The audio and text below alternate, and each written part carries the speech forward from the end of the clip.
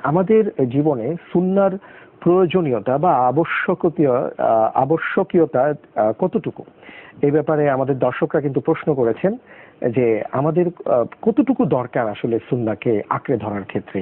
এই ব্যাপারে কোরআন এবং সুন্নাহ কি বলছে? আলহামদুলিল্লাহ ওয়াসসালাতু ওয়াসসালামু আলা রাসূলিল্লাহ ওয়া বা'দ।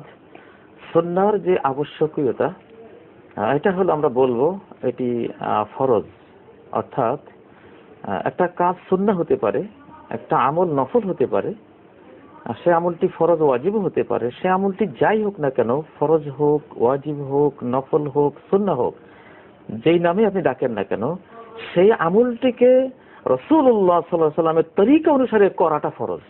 একটি নফল নামাজও, নফল ইবাদতও রাসূল সাল্লাল্লাহু আলাইহি ওয়াসাল্লামের তরিকা করা ফরজ। যেভাবে তিনি করেছেন। একটি নফল রোজা, একটি নফল উমরা, হজ, যাই বলেন না কেন, সেটা কিন্তু রাসূলুল্লাহ সাল্লাল্লাহু আলাইহি ওয়াসাল্লামের তরিকায় করা ফরজ।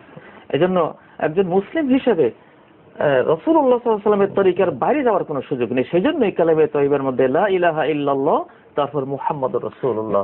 ইবাদত আল্লাহ ছাড়ার কারণেই, আর তরিকা মুহাম্মাদুর রাসূলুল্লাহ সাল্লাল্লাহু আলাইহি ওয়াসাল্লাম ছাড়ার কারণেই। এবং সেটাই তো কোরআনে হাকিম আল্লাহ বারবার বলেছেন, মা আতাকুমুর রাসূলু ফাখুযু, রাসূল যা দিয়েছেন সেটাকেই গ্রহণ করো, ওয়া মা নাহাকুম আনহু ফান্তাহু, আর যা থেকে নিষেধ করেছেন সেটা থেকে বিরত থাকো।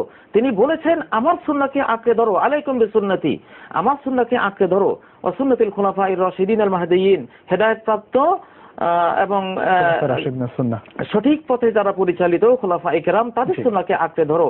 এবং বলেছেন ওয়া ইয়াকুম ওয়া মুহদাসাতিল উমুর, নতুন নতুন উদ্ভাবিত যেসব ইবাদতের বিষয়ে যেসব নব উদ্ভাবিত পথপন্থা তরিকা মানুষেরা আবিষ্কার করবে, যেটা সুন্নাহ দ্বারা সাব্যস্ত হয়নি, সেটা থেকে বিরত থাকো। তো মূল কথা হলো, যেই কোনো ইসলামী আমল রাসূলুল্লাহ সাল্লাল্লাহু আলাইহি ওয়াসাল্লামের তরিকা সুন্নাহ অনুসারে করা অপরিহার্য, এর বিপরীত করাটা হারাম এবং অবৈধ।